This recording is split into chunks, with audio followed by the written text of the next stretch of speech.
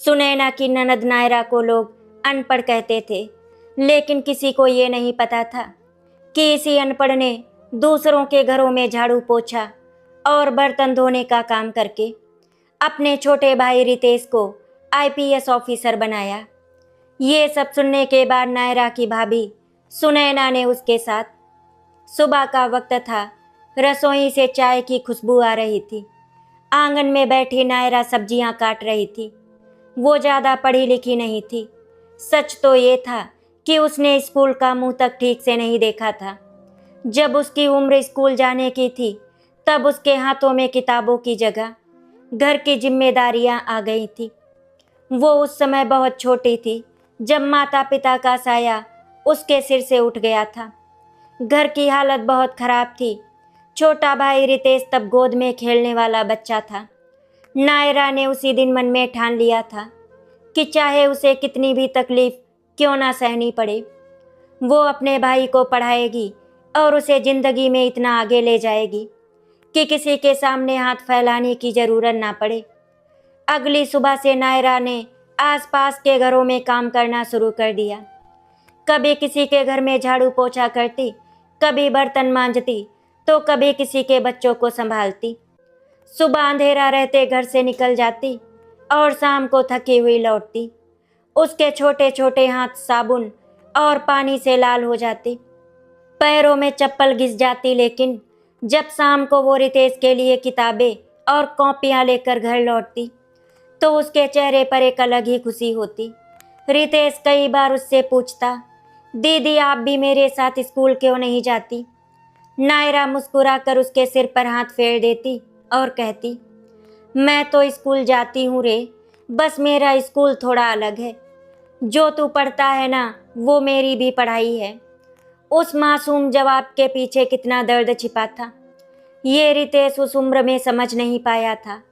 नायरा खुद कई रातें भूखी सो जाती, लेकिन रितेश की थाली कभी खाली नहीं रहने देती। जब घर में केवल 2 रोटियां होती तो वो कहती, मेरा पेट आज भरा है, तू खा ले।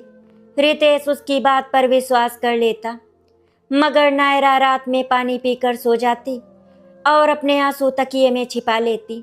समय बीतता गया, रितेश बड़ा होता गया और नायरा की मेहनत भी बढ़ती गई। उसने अपने भाई की फीस कभी रुकने नहीं दी। जिस दिन रितेश की परीक्षा होती, नायरा सुबह उठकर उसके लिए दही चीनी रखती और भगवान से प्रार्थना करती, हे भगवान, मेरे भाई की मेहनत सफल कर देना। इसके लिए जितना सहना था वो मैंने सह लिया, अब इसकी ज़िंदगी आसान कर देना। रितेश भी अपनी दीदी की मेहनत को समझता था। वो पढ़ाई में दिन रात मेहनत करता रहा और आखिरकार वो दिन भी आया जब रितेश का चयन आईपीएस अधिकारी के रूप में हो गया। जिस दिन रितेश ने अपनी सफलता की खबर नायरा को दी, नायरा कुछ पल तक चुप रही। उसके बाद उसकी आंखों से आंसू बहने लगे। रितेश ने दौड़कर उसे गले लगा लिया और बोला, दीदी आज मैं जो भी हूँ आपकी वजह से हूँ। नायरा ने उसके मुंह पर हाथ रख दिया और कहा, नहीं रे, तू अपनी मेहनत से यहाँ तक पहुँचा है, मैंने तो बस तेरे रास्ते के पत्थर हटाए थे। रितेश की शादी कुछ समय बाद सुनैना नाम की एक पढ़ी लिखी और समझदार लड़की से हुई। सुनैना स्कूल में अध्यापिका थी। शादी के बाद जब वो नायरा से मिली तो पहली ही मुलाकात में अपनी बहन की तरह अपना लिया। सुनैना को भी अपनी ननद का व्यवहार बहुत अच्छा लगा। नायरा सुबह से रात तक घर के कामों में लगी रहती, रितेश और सुनैना की ज़रूरतों का ध्यान रखती और बिना किसी शिकायत के घर की हर जिम्मेदारी संभालती। लेकिन आसपास के कुछ लोगों को नायरा की अच्छाई नहीं, उसकी कमी दिखाई देती थी। जब भी किसी बात पर चर्चा होती तो कोई न कोई ताना मार देता, अरे नायरा को क्या ही समझ आएगा, इसे तो पढ़ना लिखना भी नहीं आता। कोई हंसते हुए कहता, शहर में रहकर भी अनपढ़ रह गई। नायरा हर बार मुस्कुरा देती। वो किसी को कोई जवाब नहीं देती थी, क्योंकि उसे बचपन से ही ये सीख मिल चुकी थी कि कुछ लोगों को जवाब शब्दों से नहीं, वक्त से दिया जाता है। एक दिन सुनैना ने नायरा से कहा, दीदी आप मेरे साथ मेरे मायके चलिए, माँ पापा आपसे मिलना चाहते हैं। नायरा पहले झिझकी, लेकिन सुनैना की खुशी देखकर वो तैयार हो गई। अगले दिन दोनों सुनैना के मायके पहुंची। घर में रिश्तेदारों की भीड़ थी। नायरा ने सबको नमस्ते किया और चुपचाप एक तरफ बैठ गई। शुरू में तो सब ठीक था, लेकिन थोड़ी देर बाद एक रिश्तेदार ने हंसते हुए पूछा, अरे सुनैना, ये तुम्हारी ननद है, सुना है अनपढ़ है। सुनैना ने हल्की सी मुस्कान दी, लेकिन नायरा ने सिर झुका लिया। तभी दूसरी महिला बोली, आजकल तो नौकरानी भी 10वीं पास मिल जाती हैं। तुम लोग इसे थोड़ा पढ़ा लिखा क्यों नहीं देते? कम से कम 2 शब्द ठीक से बोलना तो सीख जाएगी। कुछ लोग हंसने लगे। नायरा के चेहरे की मुस्कान उसी पल गायब हो गई। उसने धीरे से अपनी साड़ी का पल्लू ठीक किया और चुपचाप कमरे से बाहर चली गई। सुनैना वहीं खड़ी रह गई। उसके कानों में वे शब्द बार बार गूंज रहे थे, तुम्हारी ननद तो अनपढ़ है।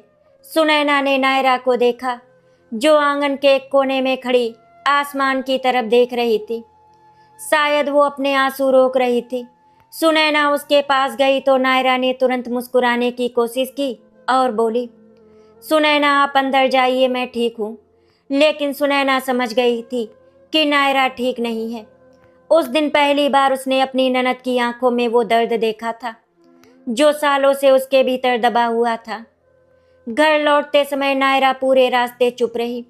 सुनैना कई बार उससे कुछ पूछना चाहती थी, लेकिन उसके चेहरे की उदासी देखकर चुप हो जाती।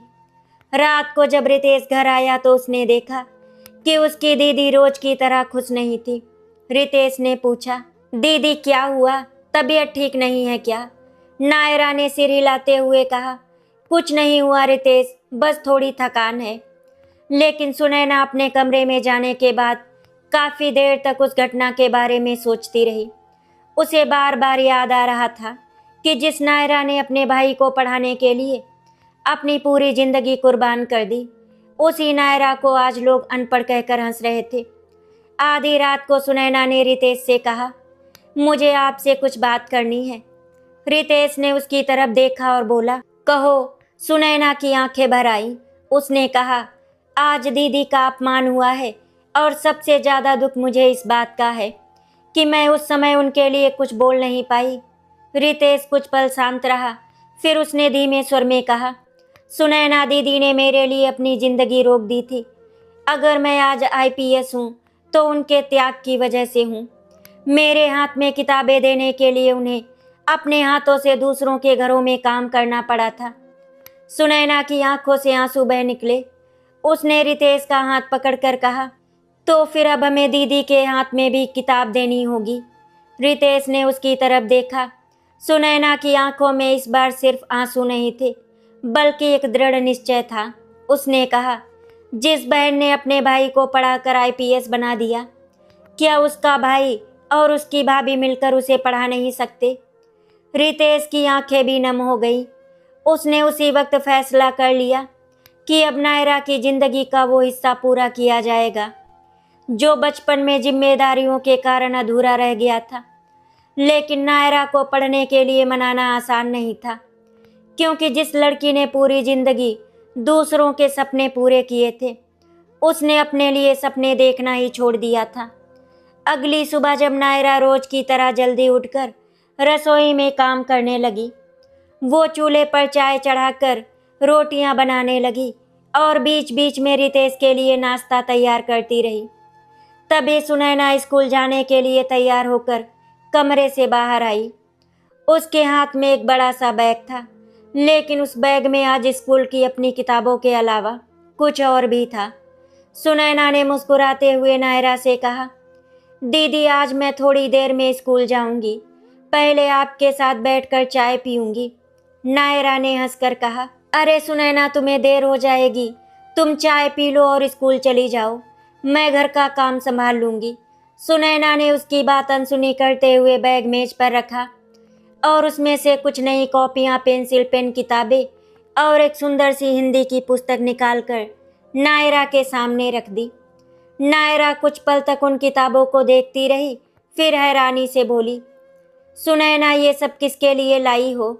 सुनैना ने मुस्कुराकर कहा, आपके लिए दीदी। नायरा के चेहरे पर एक पल के लिए मुस्कान आई, लेकिन अगले ही पल उसने नजरें झुका ली और बोली, मेरे लिए? सुनैना, अब इन चीज़ों का मैं क्या करूँगी? मेरी उम्र निकल गई पढ़ने की, अब मुझसे नहीं होगा। सुनैना उसके पास बैठ गई और बोली, किसने कहा कि पढ़ने की कोई उम्र होती है? जिस दिन इंसान सीखना छोड़ देता है उस दिन उसकी उम्र सच में रुक जाती है। आप चाहे तो आज से शुरू कर सकती हैं। नायरा ने तुरंत सिर हिला दिया और कहा, नहीं सुनैना, मुझसे मत कहो। मैंने जिंदगी में कभी किताब नहीं पढ़ी। मुझे अक्षर तक ठीक से नहीं आते। लोग हंसेंगे, कहेंगे कि आईपीएस की बहन अब स्कूल जाएगी। ये कहते कहते उसकी आवाज़ भर्रा गई। सुनैना ने उसका हाथ पकड़ लिया और कहा, लोग तो तब भी हंसे थे जब आप उनके घरों में काम करती थी। लोग तब भी हंसे थे जब आपने अपनी भूख छिपाकर रितेश को खाना खिलाया था, और आज भी हंसते हैं। लेकिन दीदी, उन लोगों ने आपके लिए कभी कुछ नहीं किया। अब आपको उनके बारे में नहीं, अपने बारे में सोचना है। नायरा की आंखों में आंसू आ गए। तभी रितेश भी कमरे से आ गया। उसने अपनी दीदी के सामने रखी किताबें देखी और मुस्कुरा कर बोला, दीदी, सुनैना सही कह रही है। आपने बचपन में मेरा हाथ पकड़कर मुझे स्कूल भेजा था। आज मेरी बारी है आपका हाथ पकड़कर आपको किताब तक पहुंचाने की। नायरा ने रितेश की तरफ देखा और बोली, रितेश, तू मेरा भाई है, इसीलिए मैं तेरा दिल नहीं दुखाना चाहती। लेकिन मैं सच कह रही हूँ, अब मुझसे पढ़ाई नहीं होगी। मैं इतनी बड़ी हो गई हूँ, मेरे लिए अक्षर सीखना भी मुश्किल होगा। रितेश उसके पैरों के पास बैठ गया और बोला, दीदी, जब मैं छोटा था और मेरे पास पहनने के लिए अच्छे कपड़े नहीं होते थे, तब आपने अपने लिए नए कपड़े नहीं खरीदे। जब मेरे स्कूल की फीस भरने के पैसे नहीं होते थे, तब आपने दिन रात दूसरों के घरों में काम किया।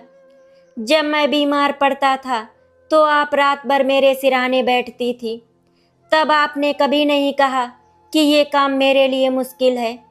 फिर आज जब आपकी बारी आई है तो आप क्यों डर रही हैं? नायरा रितेश को देखती रही।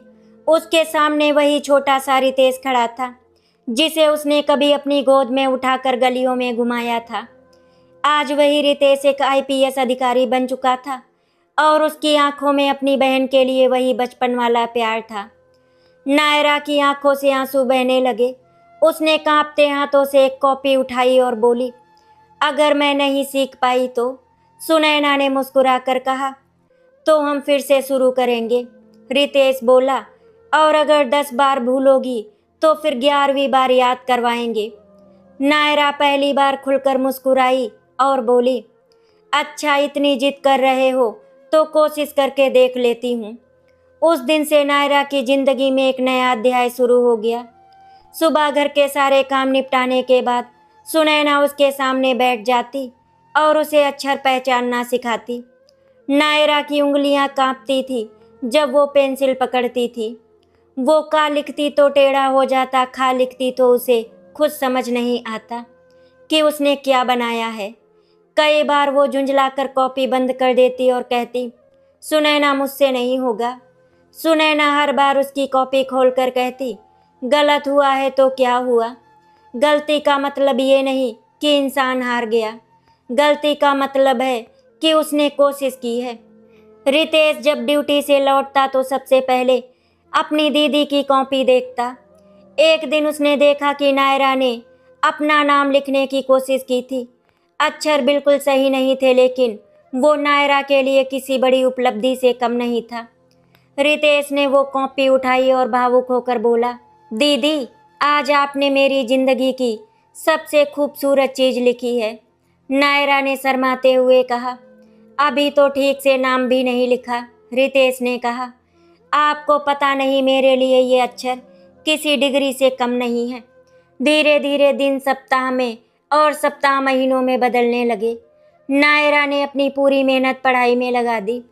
वो घर के काम भी करती और रात में देर तक पढ़ती भी।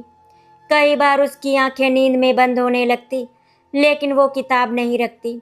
सुनैना कहती, दीदी, अब सो जाइए, सुबह पढ़ लेना। नायरा मुस्कुरा कर कहती, नहीं सुनैना, मैंने जिंदगी में बहुत देर कर दी है, अब और देर नहीं करना चाहती। कभी कभी रितेश रात को उठकर देखता तो उसकी दीदी छोटी सी मेज पर बैठे किताब पढ़ रही होती। उसके सामने चश्मा रखा होता, हाथ में पेंसिल होती और आंखों में सीखने की ऐसी भूख होती जैसे शायद बचपन में किताबें मिलने पर भी नहीं होती। रितेश दरवाजे के पीछे खड़ा होकर उसे देखता और उसकी आंखें भर आती। उसे याद आता कि कभी यही बहन उसकी किताबों के पैसे जुटाने के लिए खुद भूखी सो जाती थी। आज वही बहन अपनी अधूरी पढ़ाई पूरी करने के लिए रात रात भर मेहनत कर रही थी। एक रात रितेश ने नायरा के पास जाकर कहा, दीदी थोड़ा आराम कर लो। नायरा ने किताब से नजर हटाए बिना कहा, रितेश जब तू छोटा था ना, तब तू रात में पढ़ते पढ़ते सो जाता था। मैं तुझे उठाकर कहती थी कि बेटा थोड़ा और पढ़ ले, तेरी जिंदगी बदल जाएगी। आज मुझे भी लगता है कि मेरी जिंदगी बदल सकती है, इसीलिए मुझे थोड़ा और पढ़ने दे। कुछ ही समय में नायरा ने 10वीं की परीक्षा का फॉर्म भर दिया। फॉर्म भरते समय उसके हाथ कांप रहे थे। वो कागज को देखती रही और बोली, सुनैना अगर मैं फेल हो गई तो? सुनैना ने कहा, तो हम फिर से परीक्षा देंगे। रितेश ने कहा, लेकिन पहले पास होने की तैयारी करो। परीक्षा के दिन नायरा सुबह भगवान के सामने बैठी और बोली, हे भगवान, मैंने जिंदगी में कभी अपने लिए कुछ नहीं मांगा। आज बस इतनी मदद करना कि मैं इन दोनों की उम्मीद पर खरी उतर सकूं। जब परीक्षा का परिणाम आया तो नायरा ने कांपते हाथों से अपना परिणाम देखा। वो 10वीं की परीक्षा पास कर चुकी थी। कुछ पल तक उसे विश्वास ही नहीं हुआ। फिर उसने सुनैना की तरफ देखा और उसकी आंखों से आंसू बहने लगे। सुनैना ने उसे गले लगा लिया। रितेश ने अपनी बहन के पैर छू लिए। नायरा बोली, ये क्या कर रहा है? रितेश ने कहा, दीदी आज पहली बार मुझे आप पर उतना ही गर्व हो रहा है जितना उस दिन हुआ था जब मेरा आईपीएस में चयन हुआ था। नायरा रोते हुए बोली, मेरे बच्चे, आज मेरी जीत नहीं हुई है, आज उस छोटी नायरा की जीत हुई है जो कभी स्कूल के बाहर खड़ी होकर बच्चों को अंदर जाते हुए देखती थी। उस दिन घर में कोई बड़ा समारोह नहीं हुआ, कोई रिश्तेदार नहीं बुलाया गया, कोई मिठाई बांटने की जरूरत नहीं पड़ी, लेकिन उस छोटे से घर में 3 लोगों के बीच जो खुशी थी वो किसी महल की खुशी से बड़ी थी। सुनैना ने नायरा के लिए मिठाई का छोटा सा डिब्बा ला कर रखा और कहा, दीदी आज आपको अपने हाथ से मिठाई खिलाऊंगी। नायरा ने मिठाई खाते हुए कहा, सुनैना, तुमने मेरे जीवन में वो कर दिया जो शायद मैं कभी खुद के लिए नहीं कर पाती। सुनैना ने उसके मुंह पर हाथ रख दिया और कहा, नहीं दीदी, मैंने कुछ नहीं किया, मैंने बस आपके अंदर छिपी हुई उस नायरा को बाहर आने में मदद की है जिसे आपने सालों से दूसरों के लिए दबा रखा था। नायरा ने सुनैना को गले लगा लिया। उस रात तीनों देर तक बातें करती रही। रितेश ने मजाक में कहा, अब दीदी 10वीं पास हो गई है, आगे क्या करना है? नायरा कुछ पल चुप रही, फिर बोली, आगे मुझे पता नहीं, लेकिन उसके मन में शायद पहली बार अपने लिए कोई सपना जन्म ले चुका था। समय आगे बढ़ता रहा। सुनैना ने कई बार नायरा से उसकी शादी के बारे में बात की। वो कहती, दीदी आपको अपने बारे में भी सोचना चाहिए, कोई अच्छा लड़का मिल जाए तो शादी कर लीजिए। नायरा हर बार मुस्कुराकर बात टाल देती। एक दिन सुनैना ने फिर पूछा तो नायरा ने धीरे से कहा, सुनैना, मैंने जिंदगी में बहुत कुछ देखा है, अब मेरा मन शादी में नहीं लगता। मैंने बचपन में अपने भाई को संभाला, मुझे लगता है कि शायद भगवान ने मेरे हिस्से में किसी और की जिम्मेदारी लिखी है। सुनैना ने पूछा, किसकी? नायरा ने जवाब नहीं दिया, लेकिन कुछ दिनों बाद एक शाम उसने रितेश से कहा, रितेश अगर हो सके तो मेरे लिए एक ऐसी जगह ढूंढ दे जहाँ ऐसे बच्चे रहते हों जिनके माँ बाप नहीं हैं, जो पढ़ना चाहते हैं लेकिन उनके पास कोई नहीं है जो उन्हें पढ़ाए। रितेश कुछ समझ नहीं पाया। उसने पूछा, दीदी आप वहाँ क्या करेंगी? नायरा ने बहुत शांत आवाज में कहा, उन्हें पढ़ाऊंगी और अगर जरूरत पड़ी तो उनकी माँ भी बन जाऊंगी। ये सुनते ही रितेश की आंखों में आंसू आ गए। सुनैना भी अपने आंसू रोक नहीं पाई।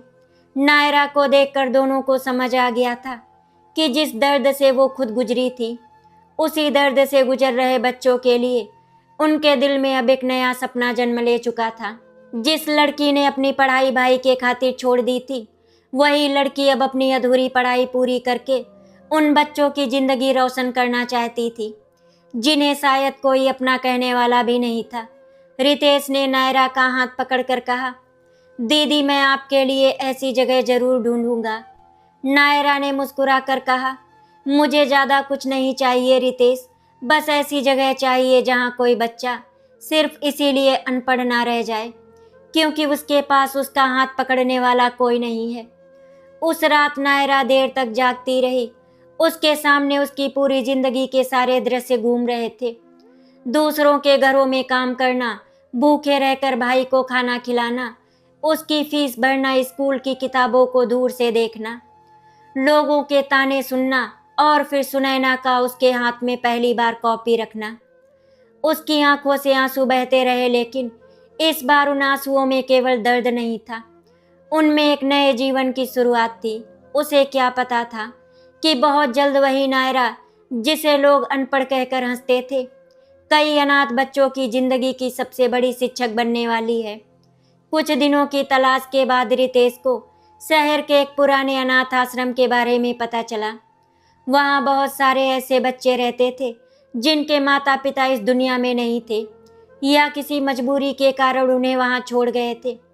रितेश ने नायरा से कहा, दीदी मुझे एक जगह मिली है, वहाँ बहुत सारे बच्चे हैं और उन्हें पढ़ाने के लिए एक ऐसे इंसान की ज़रूरत है जो सिर्फ किताबें ही नहीं, उन्हें प्यार भी दे सके। नायरा की आंखें चमक उठी। उसने तुरंत पूछा, क्या मैं वहाँ जा सकती हूँ? रितेश ने मुस्कुराकर कहा, हाँ दीदी, लेकिन एक बात है, वहाँ आपको रोज़ सुबह जाना होगा। नायरा ने बिना एक पल गवाए कहा, मैं रोज़ जाऊँगी। सुनैना भी वहीं बैठी थी। उसने नायरा की तरफ देखकर कहा, दीदी मैं भी आपके साथ चलूँगी। नायरा ने उसका हाथ पकड़कर कहा, सुनैना तुमने मेरे हाथ में किताब पकड़ाई थी, अब मुझे उन बच्चों के हाथ में किताब पकड़ाने दो। अगले दिन सुबह ठीक 8 बजे नायरा और सुनैना घर से निकली। नायरा ने साधारण सी साड़ी पहनी थी, हाथ में कुछ कॉपी और किताबें थी। चेहरे पर ऐसी खुशी थी जैसी शायद उसने अपनी पूरी जिंदगी में कभी महसूस नहीं की थी।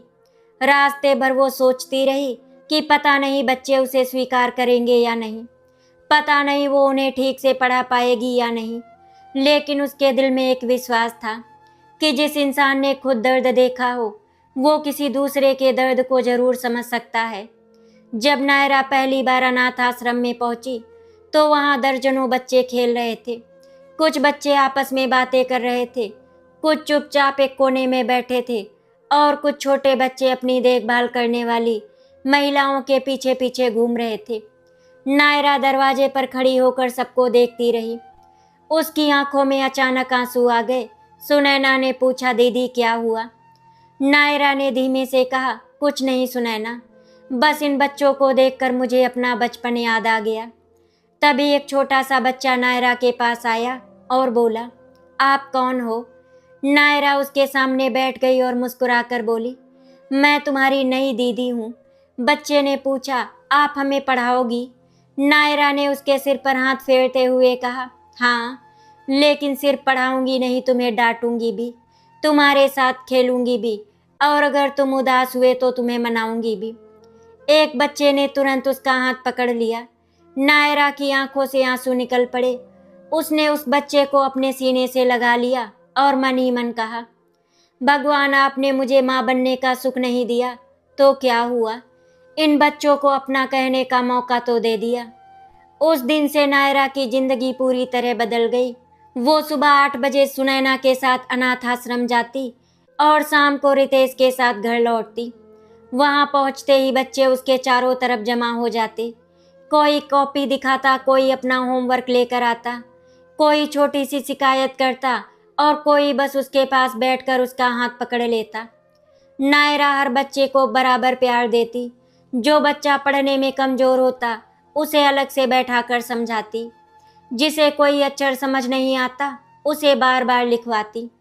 कभी कोई बच्चा गलती करता तो वो उसे डांटने के बजाय कहती, गलती से डरना मत बेटा, मैं भी जब पढ़ना सीख रही थी तो मैंने भी कितनी गलतियां की थी, लेकिन मैंने कोशिश करना नहीं छोड़ा। बच्चे उसकी बात ध्यान से सुनते। उन्हें शायद ये पता नहीं था कि जिस महिला को वे अपनी शिक्षक और माँ जैसा मान रहे हैं, उसने खुद पढ़ाई बहुत देर से शुरू की थी। लेकिन नायरा के पास एक ऐसी चीज थी जो किसी किताब में नहीं मिलती थी, दर्द से पैदा हुआ अनुभव। एक दिन अनाथ आश्रम का एक बच्चा पढ़ाई करते करते अचानक रोने लगा। नायरा ने उसे पास बुलाया और पूछा, क्या हुआ बेटा? वो बच्चा रोते हुए बोला, मुझे भी स्कूल जाना है, लेकिन मेरे पास कोई माँ पापा नहीं है। नायरा का दिल कांप गया। उसने बच्चे को अपने सीने से लगा लिया और कहा, तुम्हें स्कूल जाने से कोई नहीं रोक सकता, मैं हूं ना तुम्हारे साथ। बच्चा बोला, आप हमेशा रहेंगी। नायरा कुछ पल के लिए चुप हो गई, फिर उसने उसके सिर पर हाथ रखकर कहा, जब तक मेरी सांस चलेगी मैं तुम्हारे साथ रहूंगी। सुनैना थोड़ी दूर खड़ी ये सब देख रही थी। उसकी आंखों में आंसू थे। उसे उस दिन पहली बार पूरी तरह समझ आया कि नायरा शादी से क्यों मना करती थी और क्यों उसने अपने जीवन को इन बच्चों के नाम करने का फैसला किया था। नायरा को किसी एक घर की पत्नी नहीं बनना था, क्योंकि उसका दिल उन तमाम बच्चों का घर बन चुका था जिन्हें दुनिया ने बेसहारा छोड़ दिया था। समय के साथ अनाथ आश्रम में नायरा की पहचान बदलने लगी। जो बच्चे पहले पढ़ाई से भागते थे वे अब किताब लेकर उसके पास बैठते। जो बच्चे चुपचाप कोने में बैठे रहते थे वे अब उसके आते ही दौड़कर उसे गले लगाते। नायरा हर बच्चे का जन्मदिन याद रखती। किसी के कपड़े फट जाते तो अपने पैसों से नए कपड़े खरीदती। कोई बीमार होता तो रात तक उसके पास बैठती। उसने बच्चों को सिर्फ किताबों का ज्ञान नहीं दिया, बल्कि उन्हें ये विश्वास भी दिया कि उनका कोई अपना है। कई बार वो घर लौटते समय थकी हुई होती, लेकिन जैसे ही कोई बच्चा पीछे से आवाज लगाकर कहता, नायरा दीदी कल जल्दी आना, उसके चेहरे की सारी थकान गायब हो जाती।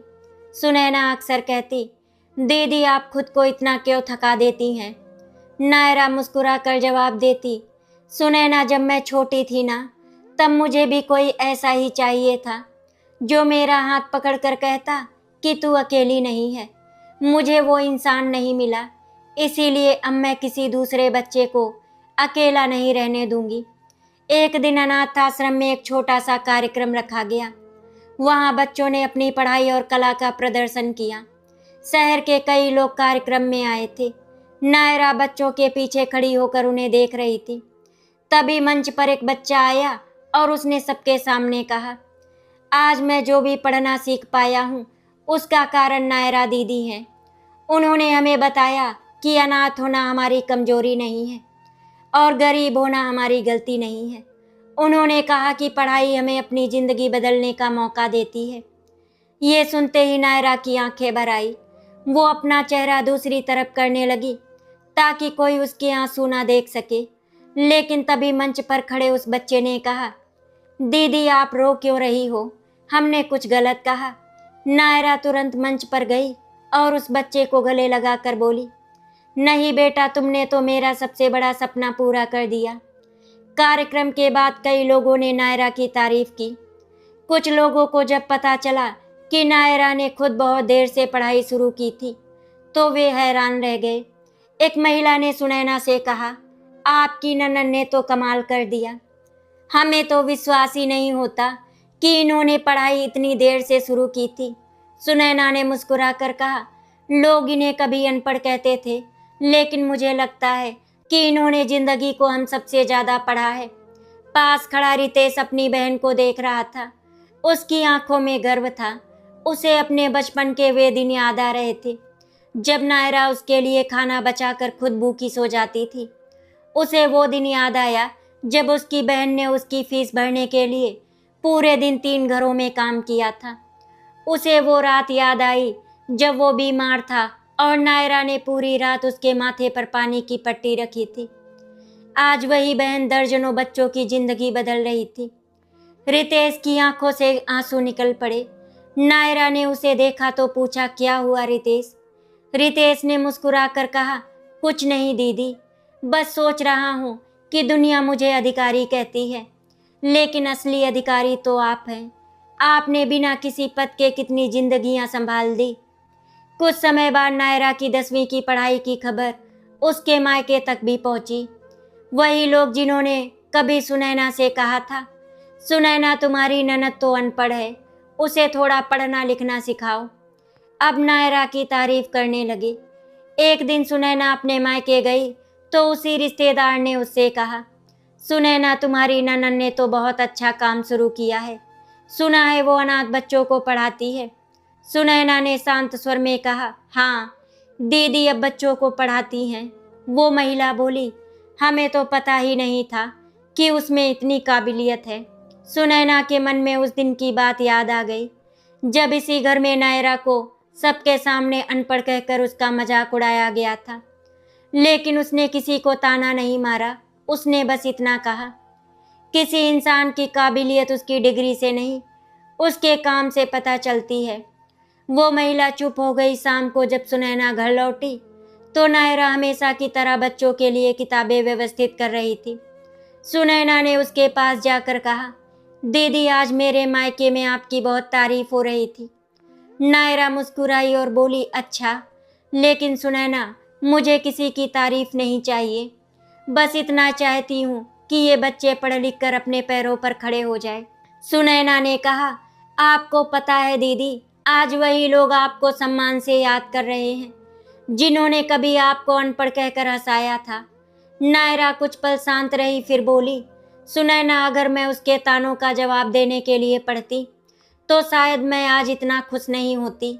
मैंने पढ़ना इसीलिए सीखा क्योंकि मुझे अपनी जिंदगी का अधूरा सपना पूरा करना था, और आज मैं खुश हूँ कि मेरी पढ़ाई सिर्फ मेरे काम नहीं आई बल्कि इन बच्चों के भी काम आ रही है। उस रात रितेश घर आया तो नायरा बच्चों की कॉपियाँ जांच रही थी। रितेश ने कहा, दीदी आज एक बात पूछूं? नायरा ने कहा, पूछ। रितेश बोला, आपने कभी अपने लिए कुछ चाहा? नायरा मुस्कुराई और बोली, पहले चाहती थी कि मेरा भाई बड़ा आदमी बने, वो सपना पूरा हो गया। फिर चाहती थी कि मुझे पढ़ना आए, वो भी पूरा हो गया। अब बस मेरी एक ही इच्छा है। रितेश ने पूछा, क्या? अब मैं बुआ बनने का सपना देख रही हूँ, उसे पूरा कर दो बस, और कुछ नहीं चाहिए मुझे। ये सुनकर रितेश और सुनैना मुस्कुरा दिए। सुनैना दीदी के गले लग गई और बोली, दीदी आपका ये सपना भी बहुत जल्द पूरा होने वाला है। नायरा ने सुनैना को कसकर गले लगा लिया और रितेश चुपचाप वहां से चला गया। धीरे धीरे समय गुजर रहा था। अब कोई उसे अनपढ़ कहकर नहीं बुलाता था। बच्चे उसे प्यार से नायरा दीदी कहते थे। अनाथ आश्रम के लोग उसे सम्मान से नायरा मैडम कहने लगे थे, और रितेश के लिए वो आज भी वही उसकी प्यारी दीदी थी। नायरा ने 10वीं पास करने के बाद भी पढ़ना नहीं छोड़ा। वो आगे भी सीखती रही, नई किताबें पढ़ती रही और बच्चों को पढ़ाती रही। कभी कभी जब वो किसी बच्चे को पहली बार अपना नाम लिखते हुए देखती तो उसकी आंखें नम हो जाती। वो उस बच्चे को गले लगा कर कहती, याद रखना बेटा, तुम्हारी शुरुआत चाहे जैसी हो, तुम्हारा भविष्य तुम्हारे हाथ में है। धीरे धीरे करके समय गुजरा। सुनैना ने एक प्यारी सी गुड़िया को जन्म दिया। उसे देखकर नायरा को ऐसा लगा जैसे उसे दुनिया जहां की सारी खुशियां मिल गई। आशा करती हूँ आपको हमारी कहानी अच्छी लगी होगी। अगर आपको हमारी कहानी अच्छी लगी तो वीडियो को लाइक एंड शेयर करें, चैनल को सब्सक्राइब करें। वीडियो देखने के लिए आप सभी का बहुत बहुत धन्यवाद।